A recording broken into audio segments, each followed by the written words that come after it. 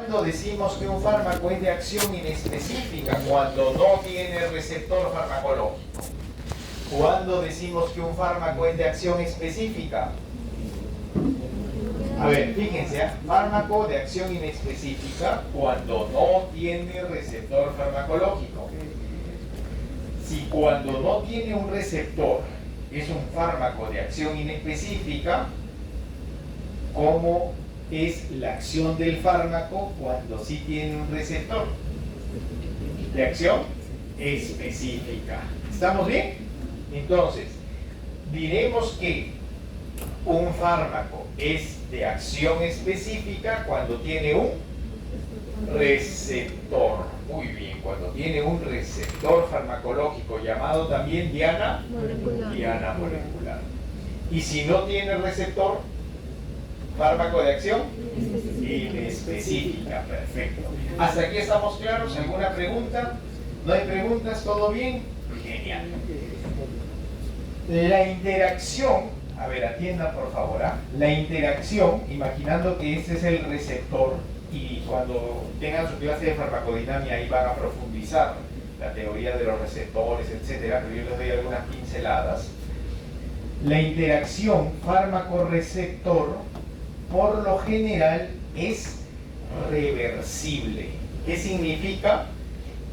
Que se une y luego se separa. ¿Ok? Se une y se separa. A eso llamamos acción reversible. Pero algunos fármacos, muy pocos, pero algunos fármacos tienen acción irreversible. ¿Qué significa? Que se une y no se separa. Por ejemplo, el omeprazol. El omeprazol inhibe irreversiblemente la bomba de protones. Por eso es el que tiene una alta eficacia, ¿no? Frente a otros fármacos antisecretores del ácido, el omeprazol y los inhibidores de la bomba de protones son de alta eficacia. Omeprazol, lansoprazol, pantoprazol. ¿Por qué? Porque inhiben irreversiblemente la bomba de protones. ¿Me están entendiendo? En cambio, otros inhiben y luego se separan. Y ahora me dirán, ¿eso significa que la célula parietal nunca más produce ácido clorhídrico? No. En 24 horas tú ya has generado nuevos ácidos. Se genera estímulo genético y comienzas a producir nuevas bombas de protones. ¿Estamos claros? Perfecto. Entonces, los fármacos que ya hemos dicho que tienen actividad reversible y irreversible, de acción específica e inespecífica, cuando se unen al receptor, ¿ok? Cuando se unen al receptor, a este momento lo vamos a llamar biofase, ¿ok? Que va a ser el momento en el que el fármaco hace clic con su receptor. Se encuentra delegada, señorita delegada, ¿dónde conoció al joven motivo de su distracción? En el colegio se conoce. ¿Ah? Pero casi. Van a ser irreversibles. ¿No? Acción irreversible. Perfecto. Y entonces, ¿usted se acuerda cuando se conocieron? ¿El primer día que se vieron?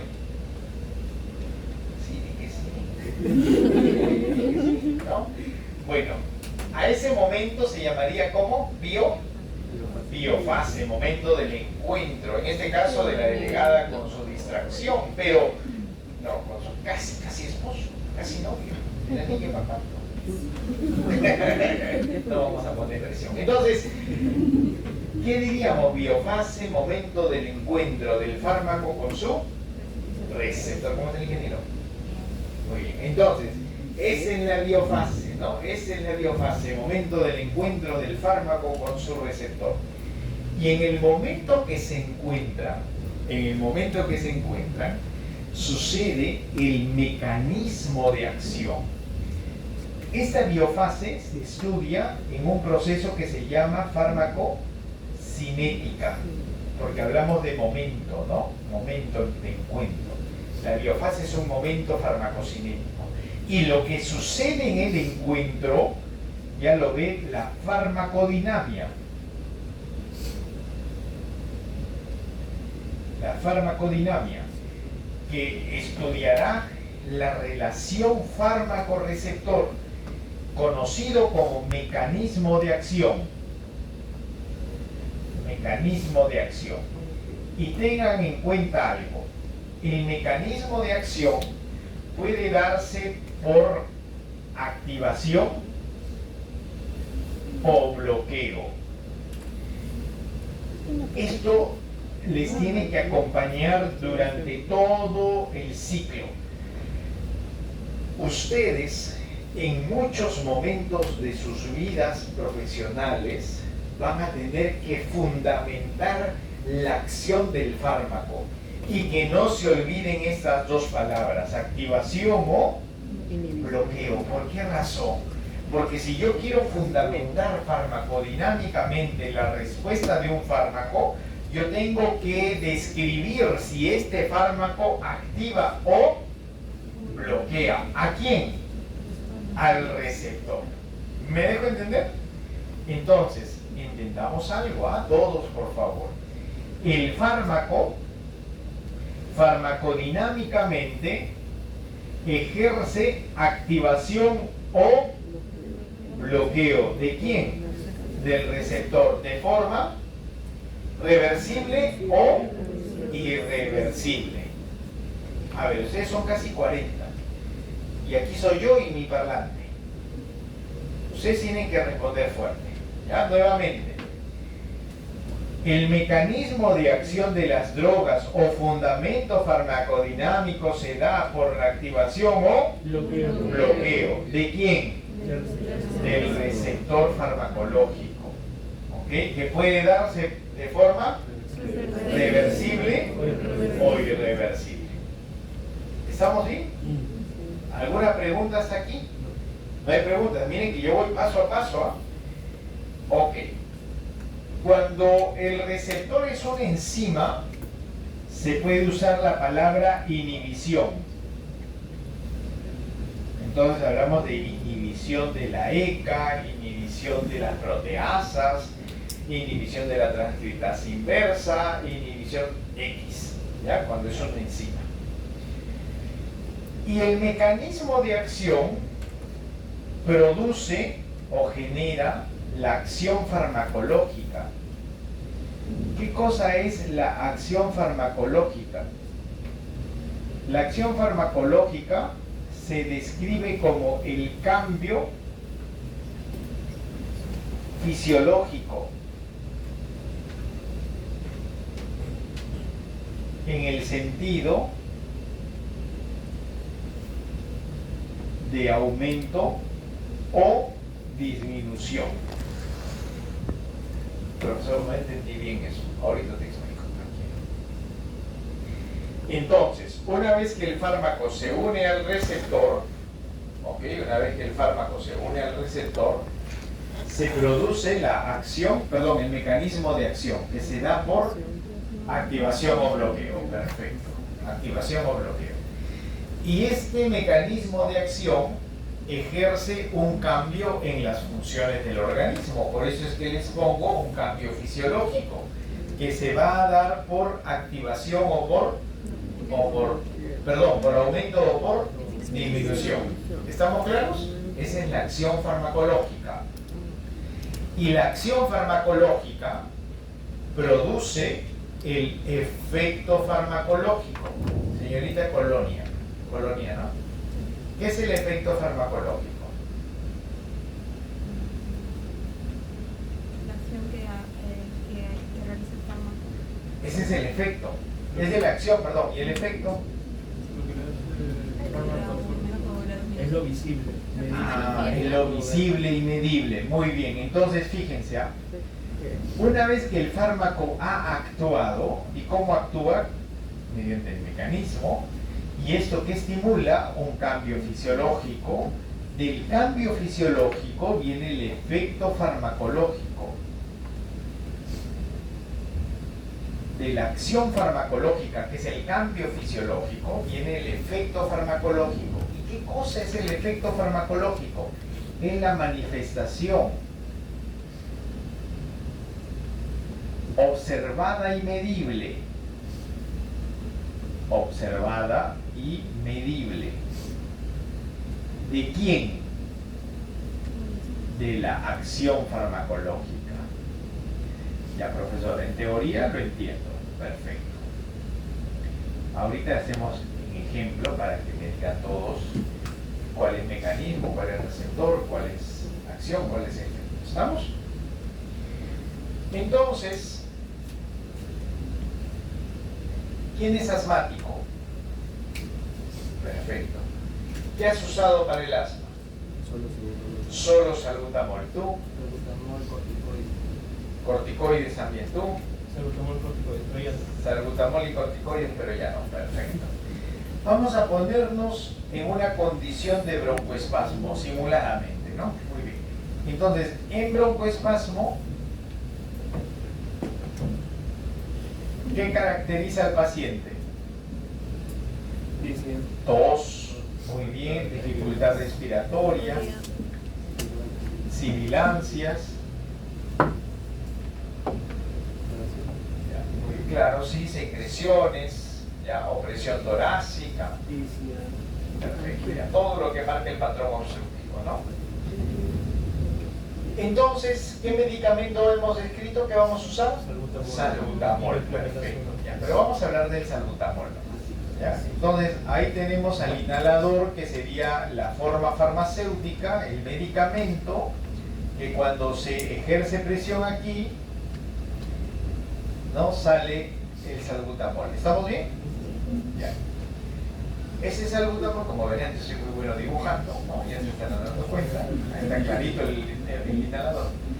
Y ese salbutamol,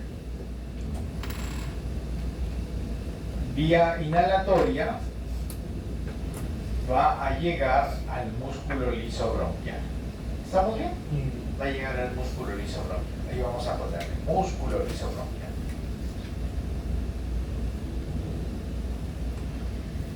Y en el músculo liso bronquial, a nivel de membranas, tenemos un receptor para salbutamol. Bueno, no es para salbutamol, pero ahí llega el salbutamol, que es el receptor beta 2. Y aquí llega el salbutamol. Y el salbutamol activa al receptor beta 2. Y cuando se activa el receptor beta 2, se activa, valga la redundancia, una serie de procesos bioquímicos estimulados por la proteína de transducción GS, que no lo voy a explicar porque si no me voy a quedar sin clase después, pero solamente les voy a comentar que en el intracelular se da una serie de respuestas bioquímicas, ¿ok? Una serie de respuestas bioquímicas que terminan haciendo que las concentraciones del ion calcio en el citoplasma disminuyan. Fíjense, nuevamente, ¿eh? El medicamento salbutamol en inhalador.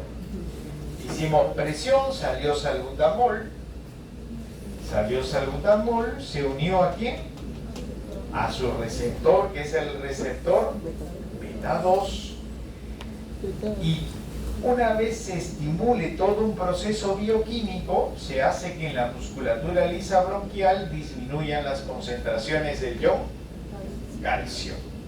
Y cuando disminuyen las concentraciones del ion calcio, no se forma el complejo calcio-calmodulina, característico del músculo liso. Y cuando en el músculo liso no se genera el complejo calcio-calmodulina, no se produce el complejo actina-miosina. Y si no hay el complejo actina-miosina, ¿qué le pasa al músculo liso? Se relaja. Entonces pasaremos a generar broncodilatación. Genial. Broncodilatación. ¿Estamos bien? ¿Estamos claros? ¿Sí? Perfecto. Broncodilatación. ¿Y la broncodilatación, cómo nos daremos que el paciente ha broncodilatado? Respira mejor, satura mejor, menos tos, menos disnea. ¿Estamos bien? Entonces, creo que ya estamos en la capacidad de poder fundamentar farmacodinámicamente la acción del salbutamol. ¿Cuál sería el receptor? ¿Cuál es el receptor? Beta 2. ¿Cuál es el mecanismo de acción? Bloquea, activa. ¿Qué hace el salbutamol? Activa, ¿verdad? Activa el receptor beta 2. Muy bien. ¿Cuál es el cambio fisiológico? Ya, la disminución de calcio sí, pero en realidad, ¿cuál es el cambio del sistema, del organismo? Porque la fisiología es trabajo, función tisular, función orgánica, función es de fisiología, broncodilatación, ¿verdad? Si lo quisiéramos ver desde el sentido de aumento o disminución, disminuye la contracción de la musculatura lisa bronquial o broncodilatación. Acción farmacológica, ha cambiado el músculo. El músculo estaba en contracción, ahora está dilatado, relajado. ¿Me dejo entender? ¿Sí? ¿Y cuál sería el efecto farmacológico? Ya, pero eso podría asumirse como broncodilatación. Mejora de la disnea, menos tos, mejor saturación de oxígeno, menos sibilancias. ¿Eso es visible? Sí. Sí, podemos ver al paciente que está respirando mejor. ¿Es medible? Sí, le pongo un pulso oxímetro, veo que satura mejor. ¿Me están entendiendo? Genial. De esa manera es como nosotros vamos a venir estudiando los distintos grupos farmacológicos y fármacos en el estudio de la farmacología. Vamos a ir reconociendo, ¿no?, las dianas moleculares, llamados también targets terapéuticos, para poder ir evaluando la respuesta de los fármacos. ¿Estamos? Si avanzamos, ¿hasta aquí me han entendido? Sí. Perfecto. Si avanzamos un paso más, diríamos, el salbutamol puede absorberse de la vía respiratoria, claro, recuerden, hay difusión, pasan a la sangre, ¿no? Y la sangre lo va a transportar por todo el organismo. En ese recorrido podríamos alcanzar el músculo esquelético. Y en músculo esquelético,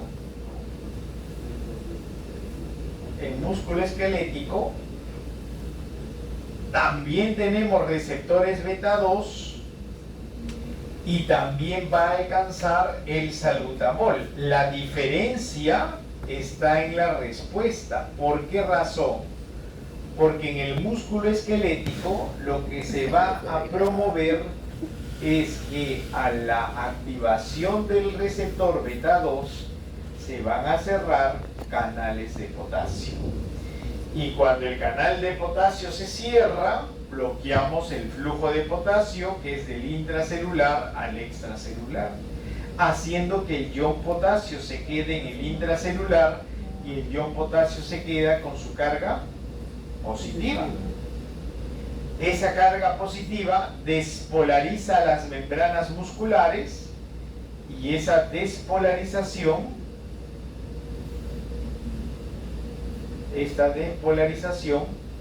va a generar el famoso tremor esencial, que es el temblor de miembros. Por eso el paciente que usa salbutamol tiembla, ¿no? Le tiemblan las manitos. ¿Por qué razón? Porque el salbutamol, además de ejercer la acción en el músculo lisobronquial, hay algo que no podemos impedir.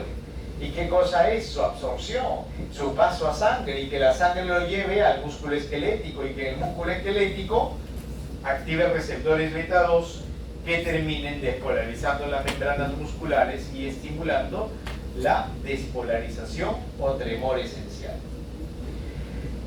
De las dos respuestas que hemos tenido, una broncodilatación y otra tremor, ¿cuál es el efecto? ¿Cuál es la respuesta terapéutica? La broncodilatación, ¿verdad? ¿Y el tremor? ¿Qué sería? Un efecto colateral, ¿ven? De manera colateral, de manera paralela está sucediendo. ¿Eso quiere el prescriptor que suceda? No, pero no lo puede impedir tampoco. ¿Me entienden? Tampoco lo puede impedir porque es la inherencia al medicamento, es algo inherente al fármaco. ¿Me dejo entender?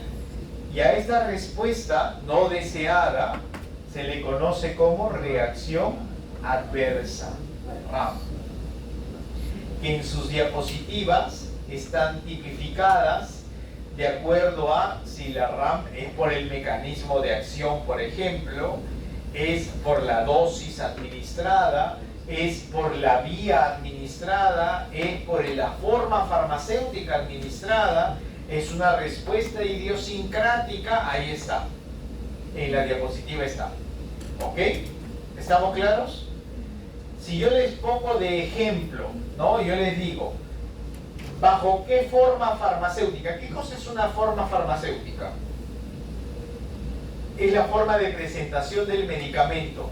Si es una pastilla, un jarabe, un inhalador, una ampolla, una crema, un óvulo, un supositorio, un suero, una solución, un inyectable, esa es la forma farmacéutica. Sí. Yo pagué. ¿Cómo? Claro, el tremor es un efecto secundario del medicamento, ¿no? En este caso por el mecanismo de acción. Ahora yo les pregunto, ¿en qué forma farmacéutica creen ustedes que haya mayor respuesta de tremor? ¿Inhalado o tomado como pastilla? Oral. ¿Dónde habría más temblores? Oral. ¿Por qué? Porque la vía inhalatoria solo se queda en la zona, el árbol respiratorio. Porque el ingerido va por la circulación. Claro. Si yo tomo una pastilla, el medicamento va a circular por sangre en mayor concentración que si lo deposito directamente por vía inhalatoria. ¿Me dejo entender? ¿Sí? Por vía inhalatoria se busca disminuir el evento colateral, pero no desaparece, pues eso es inherente al fármaco, ¿no? Es algo que no podemos dejar de hacer, o sea, va a suceder. ¿Estamos bien? ¿Preguntas? ¿Ya se cansaron? Quieren hacer fotosíntesis, pero no hay sol, no hay luz. Fase oscura de fotosíntesis, sí.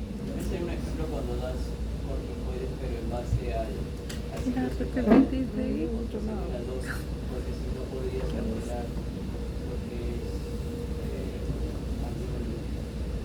pero lo que sea que se da de acuerdo a ciertos con la dosis. ¿Por qué? Porque si no podrías alterar la propia secreción de cortisol que ya tenías. No, pero los glucocorticoides no se relacionan tanto con el insomnio, pero sí con la supresión del eje hipotálamo hipoficiario, en este caso adrenal, ¿no? Sí se puede suspender.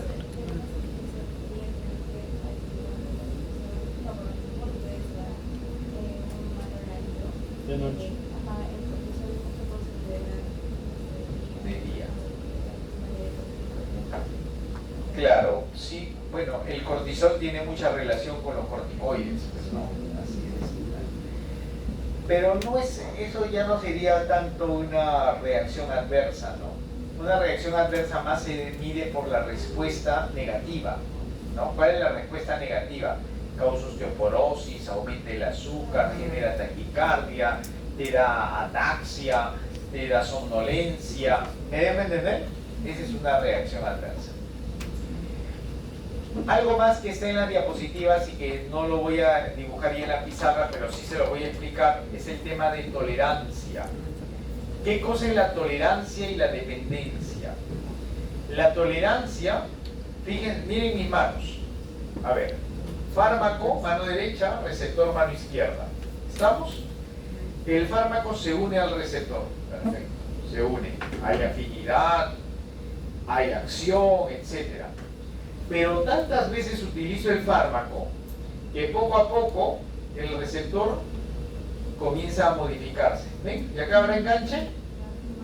Ya no, ¿verdad? En un principio tenía varios enganches. Ya está, queda. Pero ahora engancha, ya no engancha. ¿Me entienden? Esa modificación del receptor se llama desensibilización.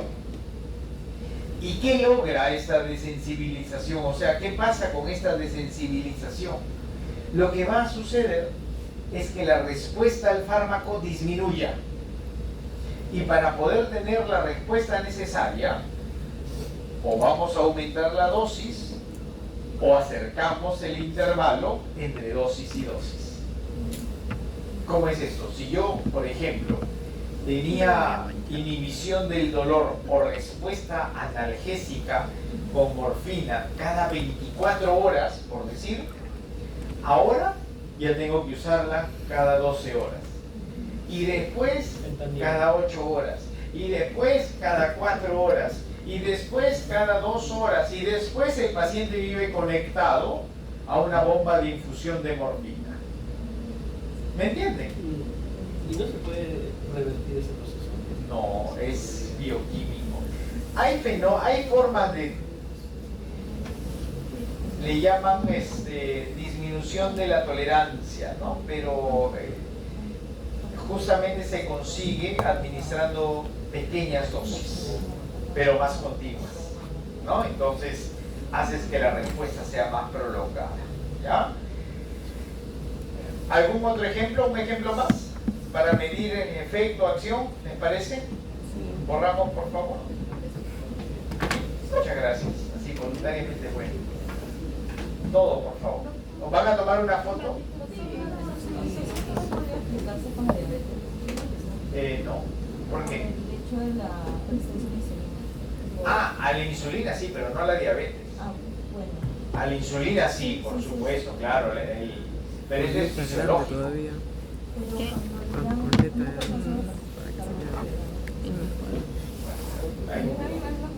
¿Metformina? Eso sí, porque estimula génicamente nuevos receptores de insulina, así como las tiazolidinionas.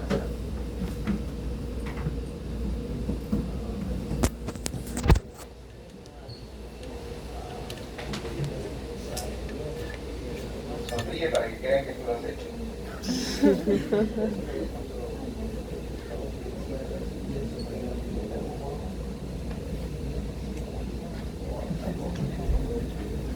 ¿Se transparenta? ¿Sí? Por eso no me gusta que grabe, porque es algo gordo. Si saliera flaco les dejaría grabar. Si encuentran un buen ángulo ya, Negro, sí, yo te vi en tu foto, creo. Sí, pongo que está prohibido, ¿no? Sí, Grabar en negro, video. te queda más bonito. O ropa, o oscuro, no sé. Pobrecito los técnicos, o usan otro, las enfermedades técnicas, o sea, de otro material. material. Hay Otro material, diferentes ¿no? diferentes. Sí, tengo... También asociado con el plural. Ella es técnica y fuera de blanco, ¿no? Ay, tengo la cagada. Me está haciendo que me deje todo. ¿Tienes papel higiénico? No, O lo sé Oye, tomar como es. por ser de termo. Por ser de termo.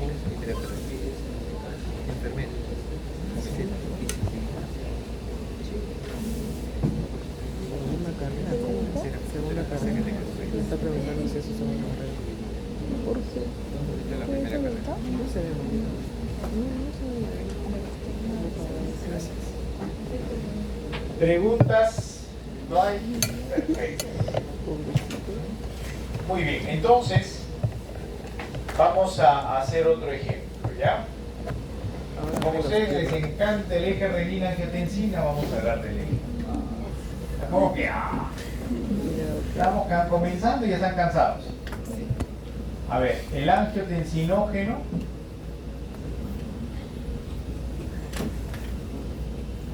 que por acción de la renina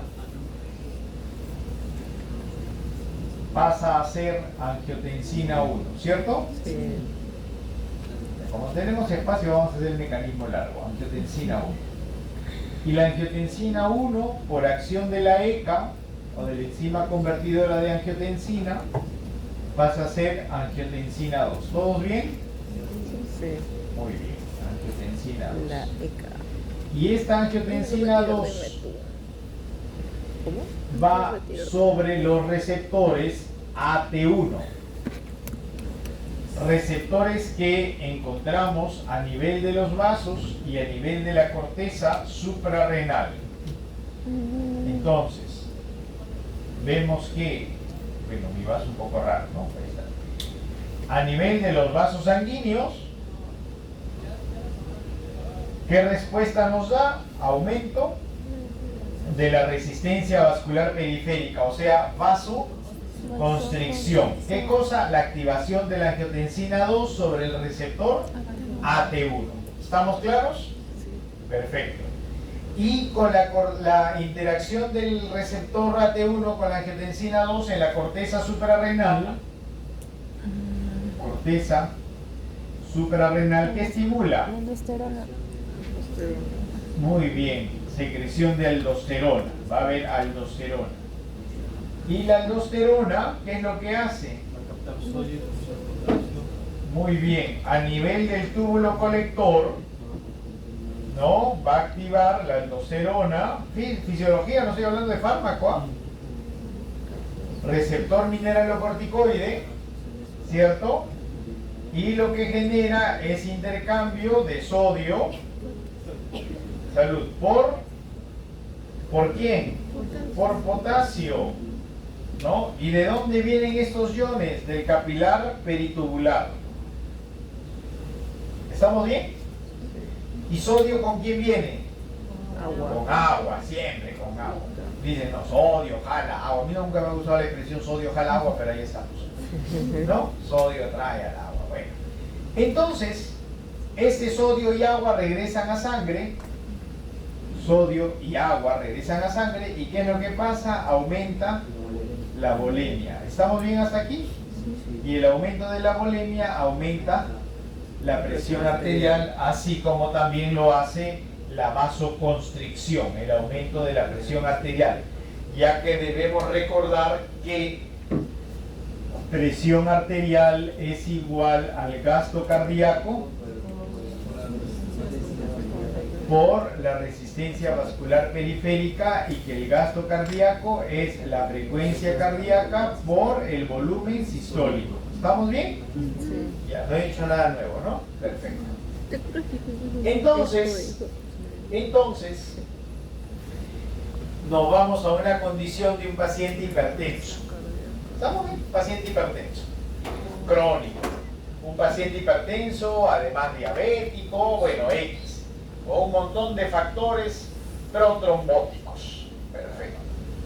Entonces nos ponemos a pensar, ¿qué medicamento podría utilizar este paciente para bajar la presión? A ver, ¿qué medicamento conocen?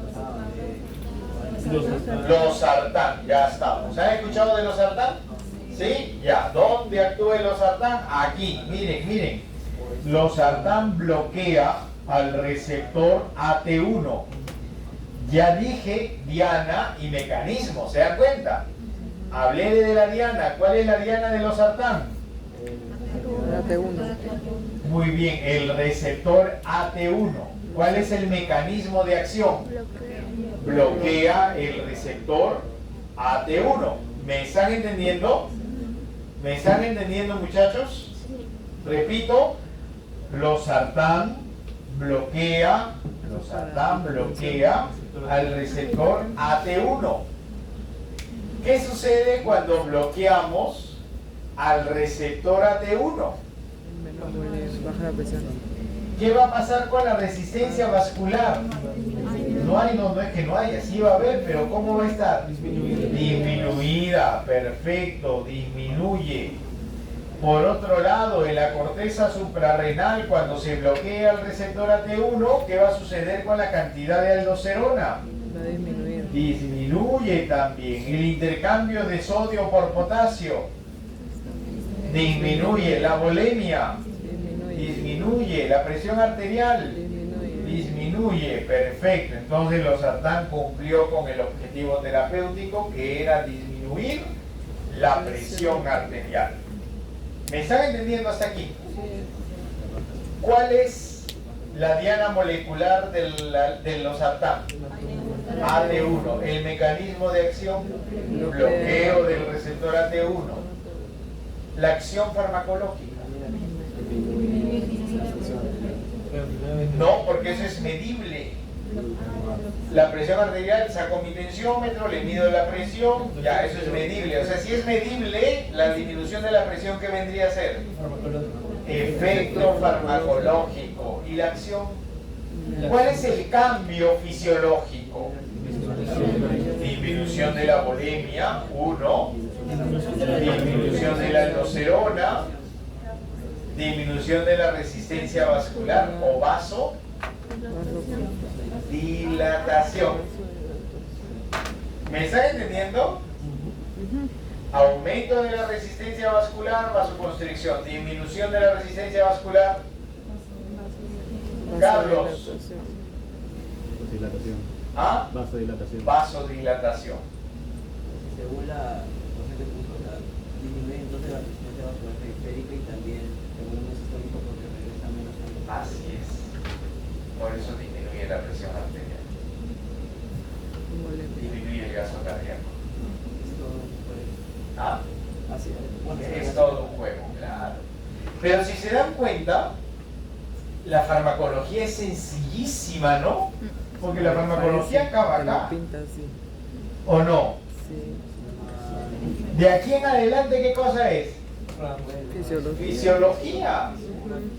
Pura fisiología. O sea, el reto de farmacología es recordar fisio. Porque en realidad, si vemos, es activación o bloqueo del receptor, punto. Para eso yo tengo que saber dónde está el receptor, qué función cumple, qué pasa si lo activo, qué pasa si lo bloqueo, nada más.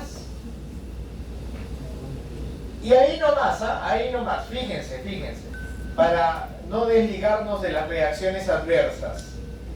¿Qué puede pasar si yo disminuyo aldosterona? ¿Cómo, si la aldosterona promocionaba intercambio entre sodio y potasio?